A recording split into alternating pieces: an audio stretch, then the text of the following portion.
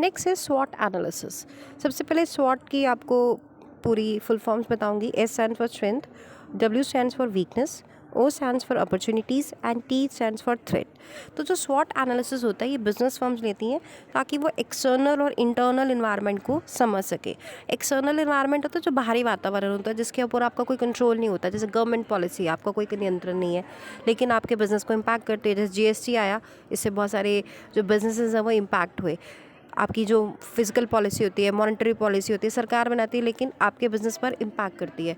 Suddenly कोई natural calamity आ जाती है, एक्सटर्नल है लेकिन आपके बिज़नेस को इम्पैक्ट कर रही है। अब कोरोना आया, एक नेचुरल फैक्टर है ना, अब आपका उस पर कोई कंट्रोल नहीं था लेकिन हम सबका इससे बिज़नेस इम्पैक्टेड हुआ, ज़्यादातर नेगेटिव सेंस में। इंटरनल इन्वायरमेंट क्या होता है, जो विद इन द ऑर्गेनाइजेशन होता है, जिसके ऊपर आप कंट्रोल कर सकते हो। जैसे कि आपकी पॉलिसीज़ क्या है, आपके प्रोसीजर्स क्या है, मैनेजमेंट कैसी है, आपने किस प्रकार के एम्प्लॉयज़ को हायर करना है, उनको ट्रेनिंग कैसे देनी है, आप कौन से प्रोडक्ट बनाना चाहते हो, आपकी उनकी मार्केटिंग कैसे करनी है, ये सारे इंटरनल फैक्टर्स हैं, इनको आप कंट्रोल कर सकते हो। तो स्वॉट analysis basically is the study of internal and external environment. अब इसके अंदर पहले समझते हैं स्ट्रेंथ। अब स्ट्रेंथ क्या हो सकती है? स्ट्रेंथ हो सकती है जो कंपनी या कोई ऑर्गेनाइजेशन है, कोई व्यक्ति है, उसकी क्या एडवांटेजेस हैं, वो किन चीज़ों में बहुत अच्छा है। जैसे कि कईयों की एक्सपर्टीज़ होती है, कोई किसी चीज़ में एक्सपर्ट है, लाइक किसी की कम्युनिकेशन स्किल्स बहुत अच्छी होती है, कोई कंपनी है उसके पास रिसोर्सेज बहुत ज़्यादा तो उसमें उसकी एक्सपर्टीज़ है। किसी कंपनी की रेपुटेशन बहुत अच्छी होती है, जैसे हमारे देश के अंदर पतंजलि की रेपुटेशन बहुत अच्छी चल रही थी जिसकी वजह से उन्होंने एफएमसीजी सेक्टर के अंदर एंटर किया और बहुत तरक्की की। कईयों के पास कॉस्ट कटिंग बहुत होती है, उनके पास हाईली इक्विप्ड मशीन है जिसकी वजह से उनकी कॉस्ट पर आर्टिकल बहुत कम आती है। कईयों की डिलीवरी सिस्टम बहुत अच्छा है, कईयों का प्रोजेक्ट मैनेजमेंट बहुत सही है, कईयों के पास कम्युनिकेशन स्किल्स अच्छी हैं, कईयों के पास सप्लायर्स बहुत अच्छे हैं, कईयों के पास लोग बहुत अच्छे हैं। जैसे रिलायंस जब भी हायर करता है, क्रीम लोगों को हायर करता है, सबसे अच्छे लोगों को हायर करता है, आईएम्स में जाता है, आईआईटी में जाता है, वहाँ से लोगों को हायर करता है। तो किसी भी कंपनी, किसी भी व्यक्ति, किसी भी ऑर्गेनाइजेशन की क्या स्ट्रेंथ है, दैट मैटर्स अ लॉट। दूसरा होता है वीकनेस। अब जैसे हर एक की स्ट्रेंथ होती है ऐसे हर एक की वीकनेस भी होती है। मे बी किसी की वीकनेस है कि उसके पास पैसा बहुत कम है, मे बी किसी की वीकनेस है कि उसकी कम्युनिकेशन स्किल्स बहुत अच्छी नहीं है, उसके पास लोगों की कमी है, उसके पास रिसोर्सेज की कमी है, उसके कॉम्पिटिटर बहुत ज़्यादा है, उसकी जो डिलीवरी सिस्टम है, सप्लाई चेन मैनेजमेंट है, वो इफेक्टिव नहीं है, कुछ भी हो सकता है। तीसरा है अपॉर्चुनिटीज़। ये अपॉर्चुनिटीज़ क्या होती हैं? ये आती हैं, मतलब आपको जो आपका बाहरी वातावरण है वो आपको अपॉर्चुनिटीज़ भी देता है, थ्रेट्स भी देता है। लेकिन अपॉर्चुनिटीज़ क्या आ सकती हैं? अब सबसे अच्छा एग्जांपल मैं आपको बताती हूँ। अब जब से कोरोना आया देश के अंदर, ऑनलाइन बिजनेस बहुत ज़्यादा चल गया। आपने देखा होगा स्टडीज़ के बारे में भी, बहुत सारे वेदांतों का आप देखते होंगे, बायजूस का देखते होंगे, इनका बिजनेस बहुत चल गया है। तो कोरोना सबके लिए बड़ा नकारात्मक, लेकिन किसी ने उसमें से भी अपॉर्चुनिटी ले ली, उसने ऑनलाइन बिजनेस डेवलप करना शुरू कर दिया, ऑनलाइन कोचिंग देना शुरू कर दिया।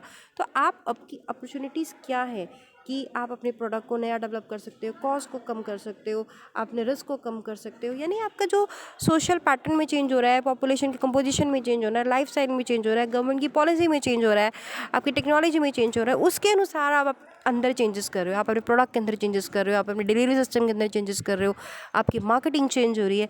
ऐसा, जैसे कि छोटा सा एग्जांपल है, अमेज़ॉन है। अमेज़ॉन एमएनसी है, हमारे देश में आया। पहले तो क्या करता था, ऑनलाइन स्टोर्स के माध्यम से कपड़े, कॉस्मेटिक्स वगैरह बेचता था। लेकिन अब देखा उनसे, भारत एक बहुत बड़ी कंट्री है जहाँ पे ग्रोसरीज़ की बहुत डिमांड है, तो उसने ऑनलाइन ग्रोसरीज बेचना भी शुरू कर दिया। तो यानी उसने अपॉर्चुनिटी का फ़ायदा उठाया। अगला होता है थ्रेट्स। थ्रेट्स होता है यानी डर किस चीज़ से है।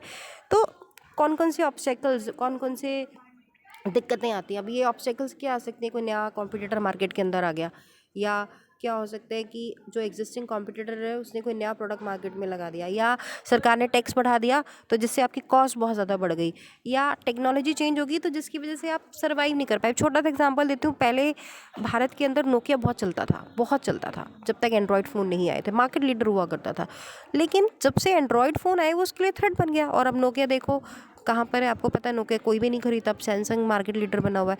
तो थ्रेट्स क्या हो सकते हैं? टेक्नोलॉजी हो सकती है, आपने मैन पावर को ठीक से ट्रेन नहीं किया, कोई नया कॉम्पिटिटर ऐड हो गया, सरकार की कोई पॉलिसी आई जो आपके हित में नहीं है। जैसे सरकार ने क्या किया, सरकार ने प्लास्टिक बैन कर दी, तो बहुत सारे लोग जो प्लास्टिक बनाते थे, बेचते थे, उनके ऊपर नेगेटिव इम्पैक्ट पड़ा। अब इसका अपॉर्चुनिटी किसने उठाया, फ़ायदा किसने उठाया?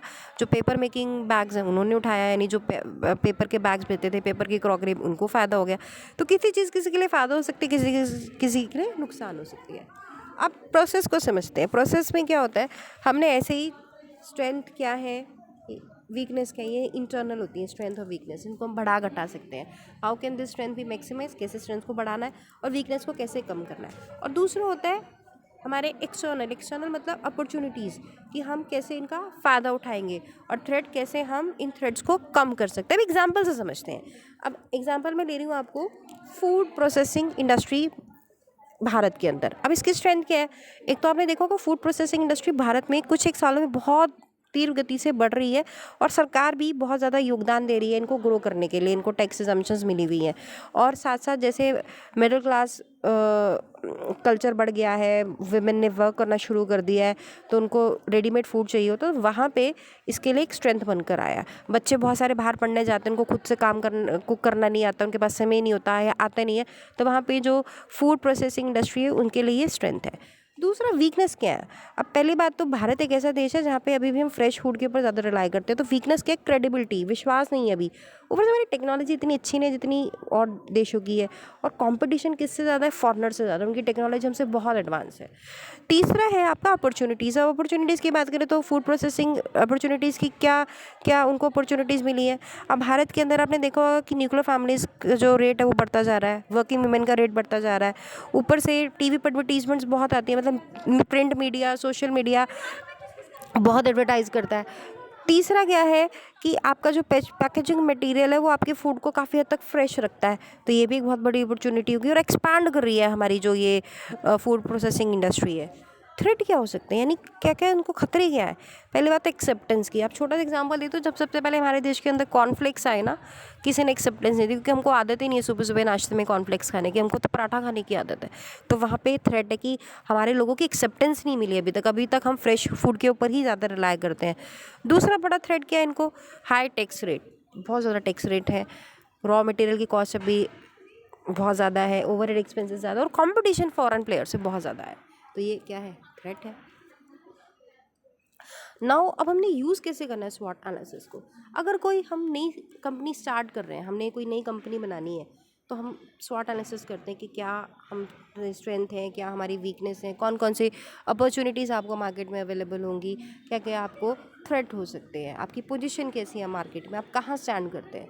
दूसरा है determining the method of sales distribution. अब आपने कैसे डिस्ट्रीब्यूशन करना है, बड़ा इंपॉर्टेंट होता है। अब छोटा सा एग्जांपल देते, पतंजलि जब हमारे देश में स्टार्टिंग में आया, उसके छोटे छोटे आउटलेट्स होते थे जगह जगह पर, लेकिन उनकी जैसे सेल्स बढ़नी शुरू होगी, उन्होंने ऑनलाइन भी स्टार्ट करना शुरू कर दिया, यानी अब पतंजलि के प्रोडक्ट्स आप ऑनलाइन प्रोक्योर कर सकते हो। उन्होंने बिग बाजार के साथ टाइप किया, उन्होंने अपना डिस्ट्रीब्यूशन नेटवर्क बढ़ा दिया। तो आप स्वॉट एनालिसिस के माध्यम से आप अपने आप को जज कर सकते हो कि आपको कहाँ पर ज़्यादा वर्क करने की आवश्यकता है। तीसरा, डेवलपिंग अ प्रोडक्ट, ब्रांड और बिजनेस आइडिया। आपने कोई नया प्रोडक्ट डेवलप करना है, कोई ब्रांड डेवलप करना है, कोई बिजनेस आइडिया डेवलप करना है, तो स्वॉट एनालिसिस के माध्यम से आप कर पाओगे क्या वो चलेगा या नहीं चलेगा। जैसे मैं छोटा सा एग्जांपल दिया ना, जब से कोरोना आया, ऑनलाइन जो स्टडीज़ है वो बहुत ज़्यादा चल गई। आप देखते हो ना, आमिर खान की ऐड आती है, वो कोई बाइजू को प्रमोट कर रहा है, शाहरुख खान कोई वेदांतों को प्रमोट कर रहा है, तो आप क्या कर रहे हो? अपने नया प्रोडक्ट को, अपने ब्रांड को प्रमोट कर रहे हो, कीपिंग इन व्यू द स्वॉट analysis. Next is deciding the strategic options. Strategic options के अंदर क्या आप नई मार्केट में एंटर करें? नई मार्केट का मतलब है आप ऑलरेडी इंडिया के अंदर आप क्या बिजनेस है, आप एक्सपैंड करना चाहते हो, तो क्या आप फॉरेन में भी अपना बिजनेस सेटअप करें, या न्यू प्रोडक्ट, यानी आप सपोज़ पहले फ्रिज बनाते थे, टीवी बनाते थे, अब नए प्रोडक्ट्स इन्वेंट करें, आप साथ में लैपटॉप बनाना भी शुरू कर दें, आप साथ में मोबाइल बनाना भी शुरू कर दें, ऐसा कुछ। Next establishing a potential partnership. अब देखिए, बिज़नेस को ग्रो करने के लिए हमें कई बार जॉइंट वेंचर्स करने पड़ते हैं, कई बार फ्रेंचाइज अग्रीमेंट करने पड़ते हैं, कई बार लाइसेंस लेना पड़ता है, कई बार हमको थर्ड पार्टी रूट के थ्रू अपने बिज़नेस को एक्सपैंड करना पड़ता है, बहुत सारे मर्जर्स करने पड़ते हैं, एक्विजिशंस करने पड़ते हैं। तो कौन सा मेथड सही रहेगा हमारे बिज़नेस को ग्रो करने के लिए, वो सब चीज़ हम स्वॉट एनालिसिस के माध्यम से देखते हैं। अगला है चेंजिंग अ सप्लायर। कई बार सप्लायर वो होता है जो हमें रॉ मटेरियल वगैरह प्रोवाइड करता है। कई बार क्या होता है कि जो सप्लायर है हमें बहुत अधिक रेट पर कर रहा है, हमको कॉस्ट बहुत ज़्यादा बढ़ रही है, तो हम सोचते हैं कि इंस्टेड कि हम इससे बनवाएं, हम क्यों ना इम्पोर्ट ही कर लें, वो ज़्यादा सस्ता पड़ रहा है। या हम कोई नया सप्लायर ढूंढ लें जहाँ से हम नेगोशिएशन के माध्यम से, बार्गेनिंग के माध्यम से कॉस्ट कटिंग करवा लें। अगला है आउटसोर्सिंग का सर्विस, एक्टिविटी और रिसोर्स। कई बार क्या होता है, बहुत सारी कंपनीज़ क्या करती हैं, आउटसोर्स कर लेते हैं, इन्हें किसी थर्ड पार्टी को अग्रीमेंट दे देते हैं कि वो उनके बिहाफ पर काम करेगा। इससे कॉस्ट कटिंग बहुत ज़्यादा होती है और एफिशिएंसी बहुत ज़्यादा आ जाती है। अगला है इन्वेस्टिगेटिंग एंड इन्वेस्टमेंट अपॉर्चुनिटी। स्वॉट एनालिसिस के माध्यम से पता चल जाता है कि वहाँ पर इन्वेस्टमेंट की अपॉर्चुनिटी है भी या नहीं, यानी हमें एडवोकेट रेट ऑफ रिटर्न मिलेगा भी या नहीं। अगला है what is the interdependence in business communication. अभी इंटरडिपेंडेंस क्या होती है? Interdependence is the sharing of common experience and common fate. अब देखिए, जब ग्लोबलाइजेशन की बात करते हैं, ग्लोबलाइजेशन का मतलब होता है when you integrate your country with rest of the world. तो आपने देखो कंपटीशन कितना बढ़ गया है, कॉस्ट कितनी बढ़ गई है, क्योंकि हमको कंपटीशन किससे करना पड़ रहा है? एमएनसी से करना पड़ रहा है। उनके पास बहुत अच्छी टेक्नोलॉजीज़ है, उनकी कॉस्ट बहुत कम है, उनके पास मैन पावर बहुत अच्छी है, उनकी ट्रेनिंग बहुत अच्छी होती है, तो हमें उनसे कंपटीशन करना पड़ रहा है। तो यहाँ पे जब हम इंटरडिपेंडेंस की बात करें, यानी एक दूसरे के ऊपर निर्भरता की बात करें, तो वहाँ पर इंटरडिपेंडेंस बहुत बहुत महत्वपूर्ण हो जाती है बिजनेस को ग्रो करने के लिए। And the extent to which the group members are mutually dependent upon each other to reach a goal. आइए इसको ध्यान से समझते हैं। टाइप्स ऑफ इंटरडिपेंडेंस कितने प्रकार की होती है? पहला है कलेक्टिव और मिनिमल इंटरडिपेंडेंस। कलेक्टिव का मतलब यहाँ पर है कि जो नंबर ऑफ पीपल है, लाइक पैसेंजर्स हैं एरोप्लेन के अंदर, वो फिजिकली मतलब वो सेम है, लेकिन आपस में उनकी निर्भरता एक दूसरे के ऊपर नहीं है, ना के बराबर है, एक दूसरे के ऊपर डिपेंड तो नहीं करते वो, तो यहाँ पर कम से कम इंटरडिपेंडेंस है। दूसरा है फेस टू फेस ग्रुप्स और मैक्सिमाइजिंग इंटरडिपेंडेंस। अब ये फेस टू फेस ग्रुप का मतलब यहाँ पे क्या है कि हम एक दूसरे के साथ फेस टू फेस इंटरेक्ट कर रहे हैं। बहुत सारी कंपनीज होती हैं जो कल्चर वैल्यूज़ पर, एथिक्स पर, म्यूचुअल इंटरडिपेंडेंस पर बहुत फोकस करते हैं। आपने विप्रो का नाम सुना होगा, आपने इन्फोसिस का नाम सुना होगा। They share values and coordinate their efforts to get things done. तो यहाँ पे कम्युनिकेशन, इंटेंस कम्युनिकेशन और एक्सटेंसिव इंट्रैक्शन के माध्यम से वो अपने गोल्स को अचीव करते हैं। इसमें सोशल इंटरडिपेंडेंस भी आ जाती है और टास्क इंटरडिपेंडेंस भी आ जाती है। सबसे पहले समझते हैं सोशल इंटरडिपेंडेंस क्या होती है। अब देखिए, जो व्यक्ति होता है वो सोशल एनिमल होता है। अब उसके अंदर फीलिंग्स होती हैं, सुख दुख की फीलिंग्स हैं, इमोशंस हैं उसके, एक दूसरे के प्रति वो रिस्पेक्ट शो करता है, लव शो करता है, केयर शो करता है, पॉजिटिव सोशल आइडेंटिटी शो करता है। तो हम एक दूसरे की इन फीलिंग्स को, इन वैल्यूज़ को कितना महत्व देते हैं, कितना समझते हैं, कितना केयर करते हैं, वो होती है सोशल इंटरडिपेंडेंस। दूसरा होता है task interdependence. Task interdependence refers to reliance on other members of group for mastery of material outcomes. अब इसको समझते हैं, जैसे जो टास्क होता है, जो काम होता है, वो एक दूसरे के ऊपर कैसे निर्भर करता है। अब जैसे कंपनी है, उसके अंदर डिफरेंट डिफरेंट डिपार्टमेंट्स हैं, मार्केटिंग का डिपार्टमेंट है, फाइनेंस का डिपार्टमेंट है, आपका एचआर का डिपार्टमेंट है।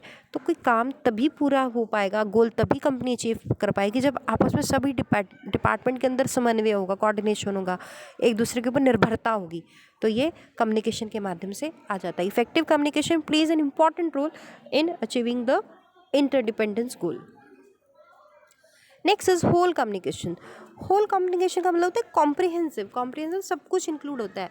मैसेज की बात ही नहीं कर रहे हैं हम, फीलिंग्स की बात भी कर रहे हैं, वैल्यूज़ की बात भी कर रहे हैं, ओपिनियंस की भी बात कर रहे हैं कि हम किसी के बारे में क्या सोचते हैं। फीलिंग्स, वैल्यूज़, ये बहुत इंपॉर्टेंट रोल अदा करते हैं। तो आइए समझते हैं चैनल्स क्या है इनके। पहला है फैक्ट्स। फैक्ट्स क्या होते हैं? जो हमारे एक्सपीरियंस के ऊपर बिलीव करते हैं, वो काफ़ी हद तक सत्य होते हैं। दूसरा होता है फीलिंग्स। फीलिंग्स क्या होती है? किसी पर्टिकुलर सिचुएशन में हम कैसे रिएक्ट करते हैं, फीलिंग क्या करते हैं। अगला होता है वैल्यूज़। अब वैल्यूज़ क्या होती हैं कि हम, हमारी आइडियोलॉजी कैसी है, हमारे विचारधारा कैसी है, हम सोसाइटी के बारे में क्या सोचते हैं, कल्चर के बारे में क्या सोचते हैं, एथिक्स के बारे में क्या सोचते हैं। और अगला होता है ओपिनियन। ओपिनियन क्या होता है? Attitude we adopt about our own position in a given situation. Views are that subjective and not objective. हर एक की अपनी अपनी विचारधारा है। छोटा एग्जांपल है, हम पॉलिटिकल पार्टीज़ के बारे में, किसी के बारे में अच्छे विचार होते हैं, किसी के बारे में बुरे विचार होते हैं। हर एक व्यक्ति के विचार अलग अलग होते हैं। तो ये सब चीज़ें होल कम्युनिकेशन के अंदर हम क्या करते हैं, फीलिंग्स को, वैल्यूज़ को, ओपिनियंस को एक महत्वपूर्ण स्थान देते हैं कि हम केवल मटेरियलिस्टिक चीज़ों की बात नहीं कर रहे हैं, हम फीलिंग्स की, कंपोनेंट्स की, आपकी वैल्यूज़ की, ओपिनियंस को, एथिक्स को, कल्चर को भी महत्वपूर्ण जगह दे रहे हैं। आई होप आपको सेल्फ डेवलपमेंट और कम्युनिकेशन समझ में आ गया होगा। In case of any doubt you are free to ask in the comment section. Thank you.